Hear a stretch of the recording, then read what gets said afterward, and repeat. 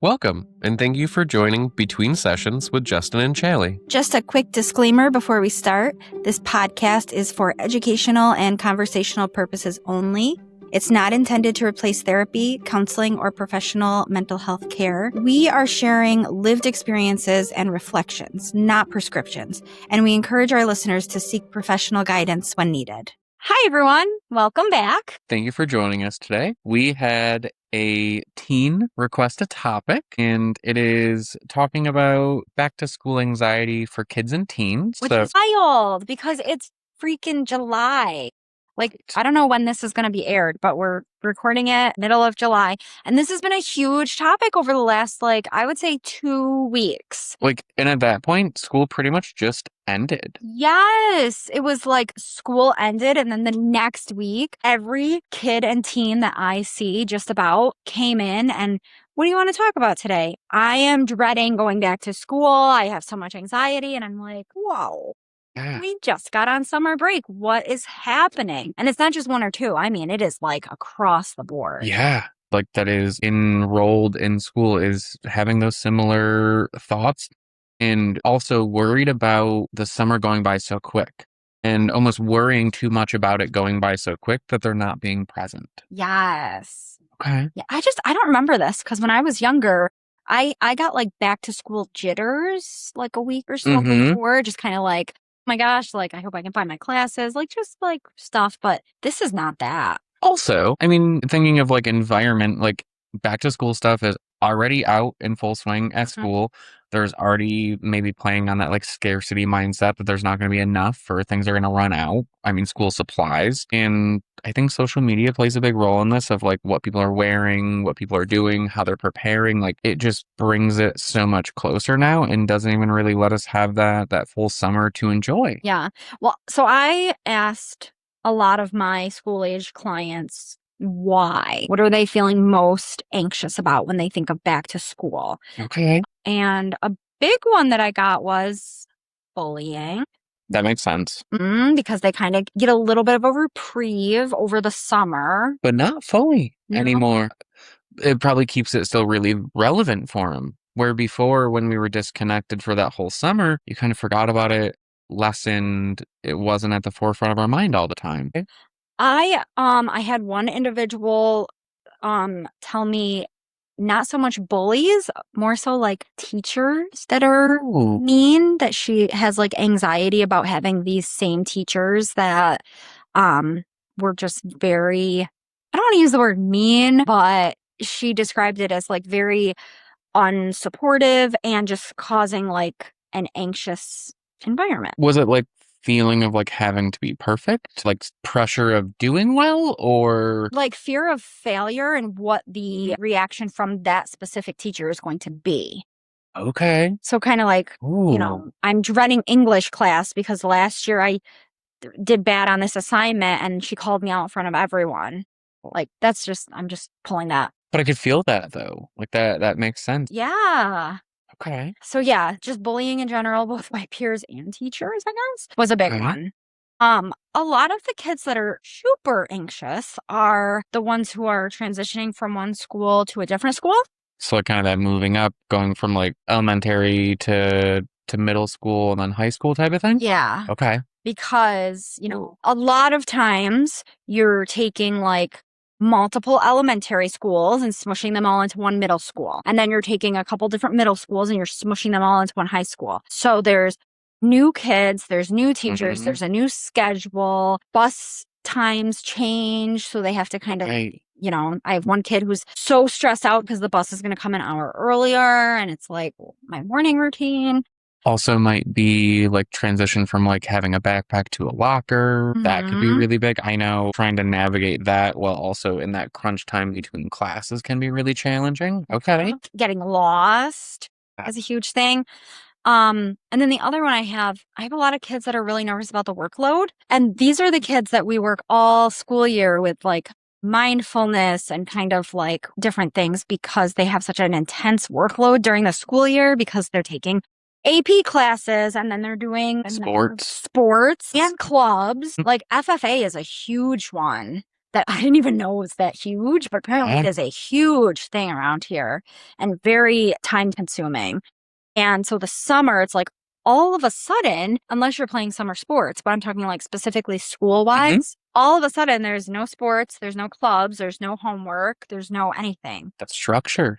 Yeah. And you just kind of flounder. Yeah. And then you just you're like dreading getting back to that. Because you have to start that again. And that's the worst part about a routine is the starting of the routine. Yeah. Okay.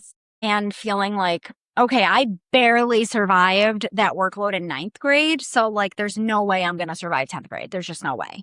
And kind of having that feeling of like, I don't know how I survived 9th grade. So, like, 10th grade is just not, it's not happening. Okay. So, do you want to take a minute to kind of break down each one of those? Yes. Okay. I also have one more. Okay. A big one. So, I didn't want to skip it. Ooh. Is I have a lot of kids that have anxiety about safety at school. Ooh, that has been such a common piece that people have talked about, especially with like in New York, we've had that big shift with not being able to have phones in school. So the safety piece has really come up a lot in the people that I'm working with. Yeah. And a lot of people are like, well, back in my day, we didn't have cell phones and blah, blah, blah. I'm just going to be blunt. You also didn't have the number of school shootings and tragedies that we are seeing. And when I ask kids, why do you feel like you need to have your cell phone on you at all times? It is never because like, you know, FOMO. Like, it's not, I want to text my friends, I want to check Facebook. It's never that.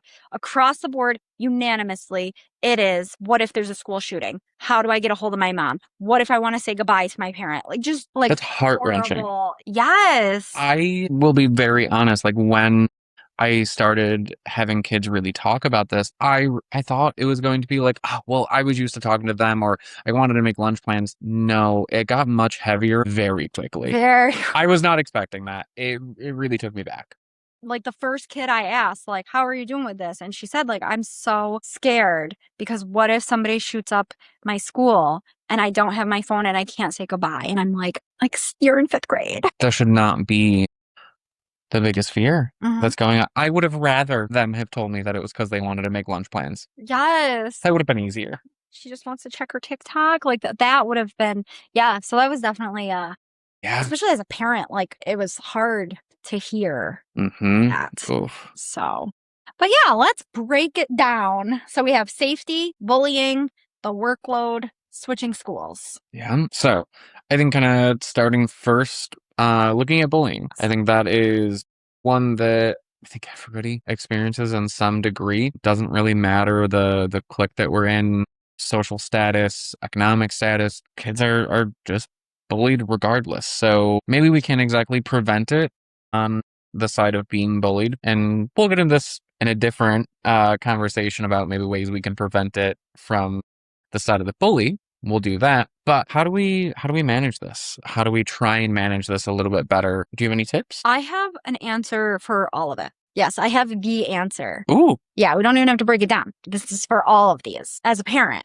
right? That's what you're asking? Yeah. Okay, as a parent, listen to your kids when they're talking to you. Like, give your kids an opportunity to talk to you and listen to worried about their safety, if they're worried about bullying, if they're overwhelmed with their workload, you know, if they're stressing out about going to a new school, really listen to them and validate their feelings because we are dealing with big, scary grown-up issues. So kid issues seem very trivial, right? But like just validating and listening and not I feel like I'm saying validate a lot, but don't invalidate how they're feeling just because it's a kid problem. Because that is the biggest thing in their world right now. They should not be bothered by the adult things that we're experiencing. That's not for them. So thinking about that too, not comparing it to maybe what we're dealing with, they shouldn't be dealing with that. We don't need to make them grow up any quicker than what they are in this world. So true. And growing up fast enough. Yeah. That's very true.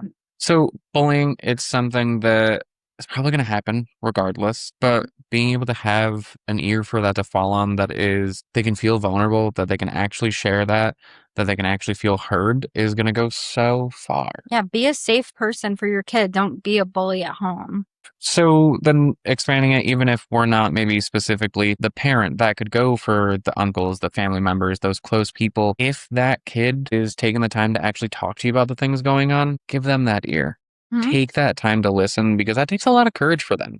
Definitely, yeah. So you must be pretty special if they are going to share that with you. And yeah, definitely listen. Very good. I love that. I love the simple answer to the big problems. And it's not going to cure everything, but it's going to make it so much better. It's such a great place to start. So then kind of talking about the transition. So like transition from one school to another, one class to another. My goodness. That is so much. That is so anxiety provoking because it's so much change. Things change all the time, but that doesn't always mean we handle it well. And so being able to teach them some of the skills to handle that change, also validating that concern Mm-hmm. because it is new to them. Maybe you've experienced it because you've gone through school and maybe looking back on it, it might not be a big deal and it's much more simple. But in the moment, it feels like the biggest thing. Yes. One thing that I like to do is if kids are feeling nervous about something, a lot of times they have a lot of what ifs. Like a big one is like, what if I get lost? I love where you're going with this. And so I always make my kids and adults, I make everybody, like my clients do not like to see me come in because I make them answer the hard questions. Answer your own question. Okay, what if you get lost? Then what? And they're like, I could go to the office. I'm like, yeah. You really think they're expecting every new student to know where they're going? Like you can just go to the office and be like, I am so lost. Can you please show me where this classroom is? And they're going to show you where it is. And yeah, it is what it is. And you're going to find those people that you know you can lean on. You know, it might be other peers. It might be people that are the grade above you. It might be those teachers, but kind of identifying, especially the teachers or the staff members quickly that you know you can go and ask. That's going to make life so much better because you know you're going to have that safe place to go to. And then from the parent side of this, encouraging that kid to ask the questions, not to just shut down, but even playing that tape through with them of, okay, so maybe even role modeling this or role playing it of, okay, yeah, say you get lost. What's the next step? Because our brain shuts down, especially when we're in that new environment, we're panicking, our brain kind of shuts down and it doesn't know what to do next. So being able to play it through almost step by step and really slowing it down might be a really, really helpful way to help them think through that process and be able to manage that just a little bit better on that first day or that fifth day. So here's a question. This is all great advice if your child comes to you, kid, teen, whatever, and tells you that they're feeling anxious. But what if they don't?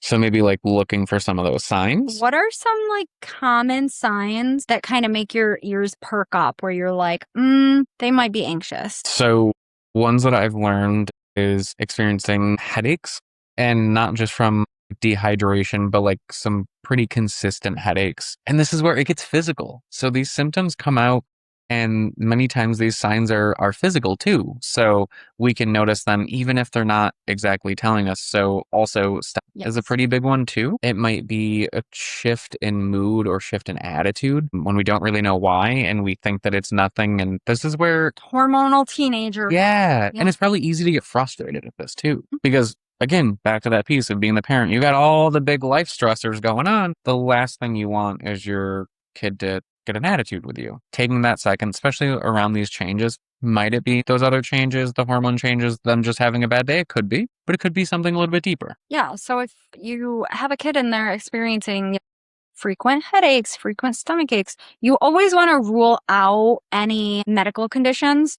So I'm not saying like, oh, your kid's having constant headaches, anxiety. You definitely want to let their pediatrician know, but their pediatrician might say the same thing. Like they can, check them out and stuff, but it is a sign of kids being anxious. And they are not faking. That's the big thing is like they're not faking to get out of school. I mean, I'm not saying that for every kid, but like Justin said, these are real physical symptoms. Like they're really having these headaches and these stomach aches because anxiety, it really can affect you physically. And that's where it might impact them avoiding school or really putting up that fight in the morning or putting up that fight throughout the summer of not wanting to prepare to go back to school. Maybe they did experience the previous year. Maybe they were nervous around those tests and they don't even know sometimes to be able to identify it for what it is. So keeping track of that. Also, a really good way to do that is having some honest check-ins, like that emotional check-in and see where they're at, what they have going on, how they're doing with all of it. And this is a point in time that we can be vulnerable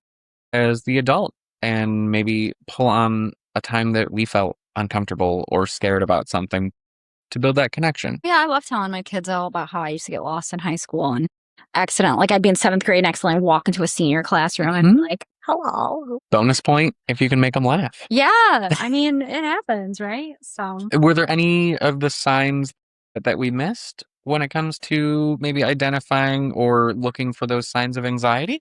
I mean, I'm sure there are. Yeah. Right? Like there's definitely going to be. But I think definitely headaches and stomach aches and just avoidance. If, you notice that your kid is trying to avoid school, instead of just chalking it up to them being just, annoying kids, really ask them why. Yeah. And work with them to see, like, are you just lazy? Or, sorry, I'm a jerk. But no, you're just not feeling it, or is something going on? Like, it's really important to know because why. Many times they will be kind of disguised as that. It would be easy to chop it up as them just being lazy or unmotivated or sleeping until noon. Maybe there is some avoidance. Maybe there's something underneath that. Yeah.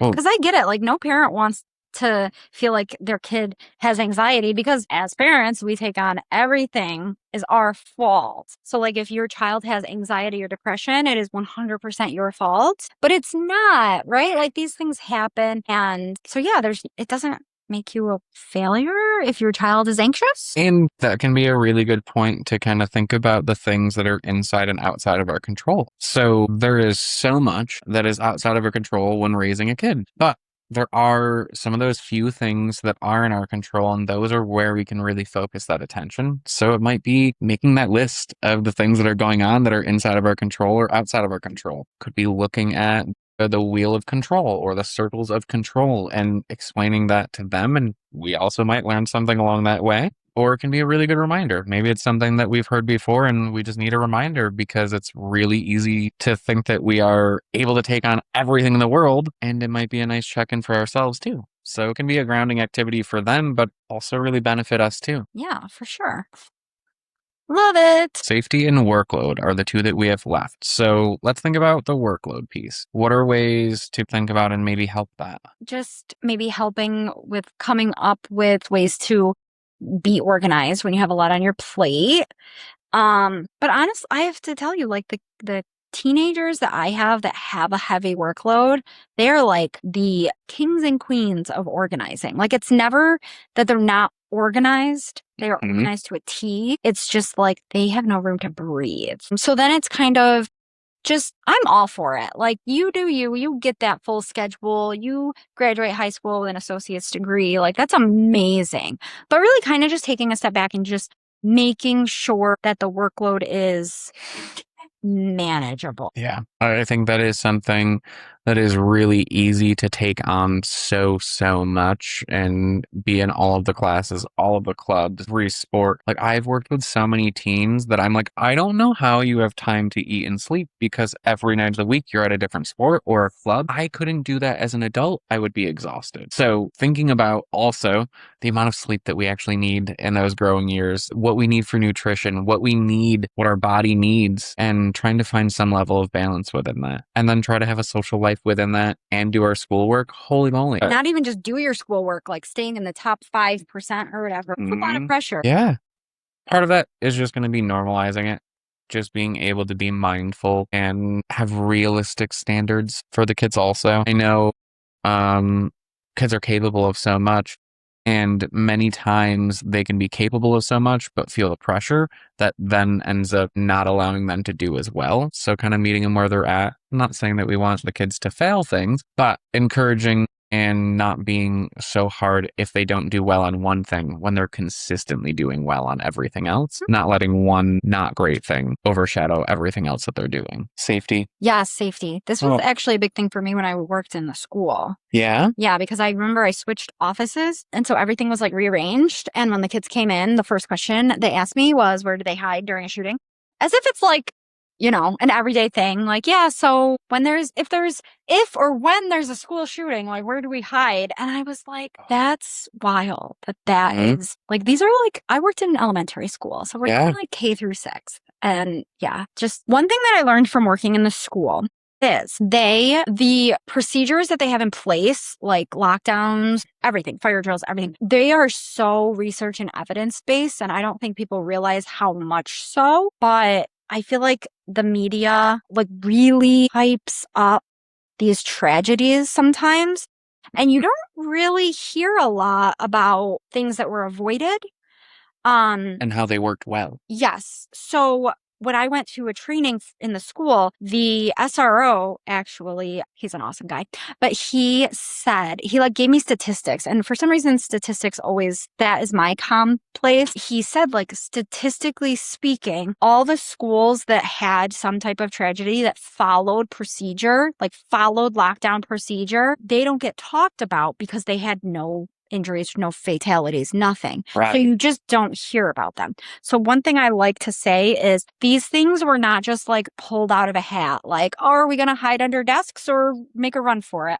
No, like, and every time there is a tragedy, it gets examined, and if procedures need to change, they do. So it's evolving, right? So like I tell the kids, follow the procedure. That is the way to stay safe, because it's important to know that these things can happen. It's the same as a fire drill. Like, yeah, there could be a fire. So I just tell them, like, listen, these procedures, 99.9% of the time, they work. So follow them. Yeah, there's comfort in that. When I know many times it can be hard to believe that, and we think that we know best and our survival instinct's going to kick in, but these things are set up to protect. And that is so true. Like, it's much easier for media to focus on what didn't go well than the things that did. Being able to relieve some of that panic. These systems are put in place for a reason.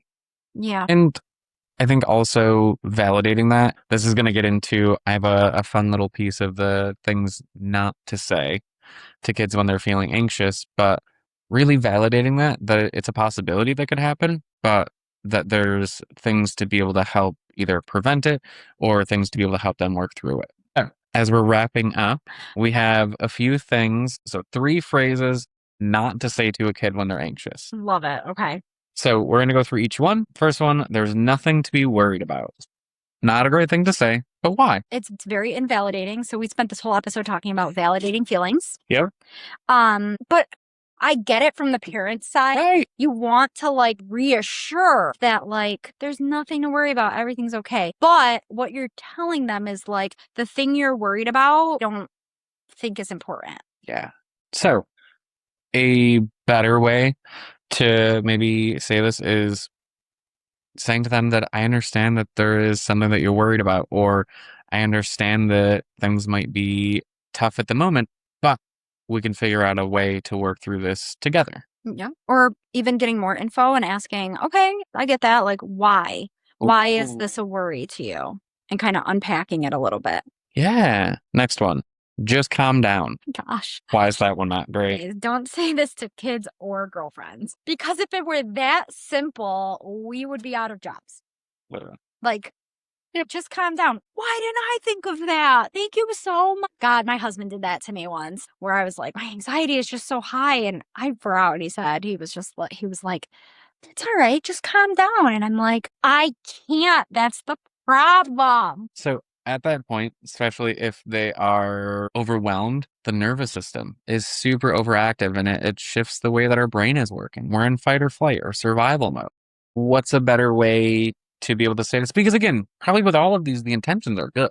It's not that we're trying to be invalidating, but from what we say versus the impact. So it's very hard to help a kid that's in that heightened state, right? Like, so you really do need them to calm down to be able to help them. Yeah. So, but telling them to calm down is like telling them to clean their room. Like, not gonna happen. So what I like to do is I like to say something along the lines of like, okay, I actually think I did this for you with one of when you were an intern. I really, really want to hear what you have to say, but I can't understand you when you're this worked up. So I will say something like, what do you need right now in this moment to be able to calm down a little bit so we can talk about this? Because I want them to know, like, you're not an inconvenience. I don't want you to calm down because you're an inconvenience or you're annoying. Like, I want to hear what you have to say. I just physically can't hear you. And so I always preface it by saying, I want to hear what you have to say, but I can't understand you. So what do you need in this moment to calm down enough so we can have that conversation? And honestly, a lot of times just that jolts them out of it. Where they're like, okay, now they have something specific to focus on. What do I need? And then all of a sudden you'll notice like they don't even have to answer the question before they start calming down. And then also finding points for them to connect in the physical being. So in their physical environment within themselves. So maybe asking them to take a couple deep breaths, to ask how it feels. We love our body scans. So maybe doing a body scan and seeing where we're feeling these big emotions. Wonderful. So not just calm down, but really checking in is kind of what I gathered from that. Okay. Last one. You'll be fine. Well, this is another tough one. Right. Because as grown-ups, we know that the elementary, middle, high school drama is just that. It's drama. It's going to be fine. You will be fine. You'll be fine. However, it is very invalidating. And I try to think of it as like, yes, it's a kid problem. But like if I had a grown-up problem and someone just looked at me and was like, you'll be fine, I would feel like garbage. Like, thanks so much for that. So you have to think like our grown-up problems, they're equivalent to the kid problems that they're having. So to just say like you'll be fine is very invalidating. All of these are very invalidating. I get where they're coming from though. Good intentions. Right? Like I don't want my kid to be upset. I want him to know, no, you will be okay. What's a better way to phrase that? But this is a hard one. You'll be fine. So again, maybe just asking them like what they need to be in order to be okay. What would make this better for you? Yeah. In the moment, what would help you feel okay? Also, though, I mean, kids do like they are dramatic sometimes. So it's okay to distinguish like small problem versus big problem. Yeah. So, but in a way that is validating. So like, okay, I need to know how to help you with this. What would we classify this as? Is this a little problem or is this a big problem? So that I know how to react to it.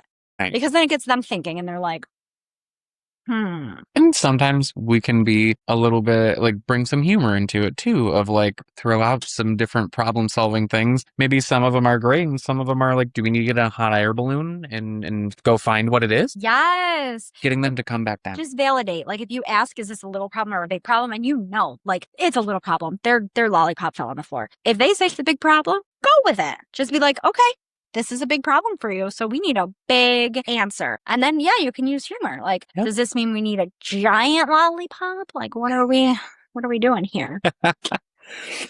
All right. So kind of thinking about those through and through all of this, just trying to make sure we're validating because the problems that are coming up, whether big or small, can really be solved most of the time with some validation and just being heard and some problem solving. But we can get much closer to that problem solving and that solution much quicker if we are validating and we're meeting them where they're at. And just keep in mind that being a teenager in today's day and age, I'm going to sound so old, is not the same as it was even when we were teenagers. It is not the same. And you won't know that if you don't listen. So it's very interesting to hear how it is so different for teens. I would never want to be a teen in today's age. It's awful. So just know that they're going through a lot. It's hard being a teenager. It sucks. Like, I think just acknowledging with my teens that I work with, like, no, being a teen sucks. I'm right there with you. Yeah. So. All right. Thank you guys so much for joining us this week. If we can think about any other anxieties or ways that we're fearful of the school year coming up, please comment and share that. Yes. Let us know. All right. Bye, guys.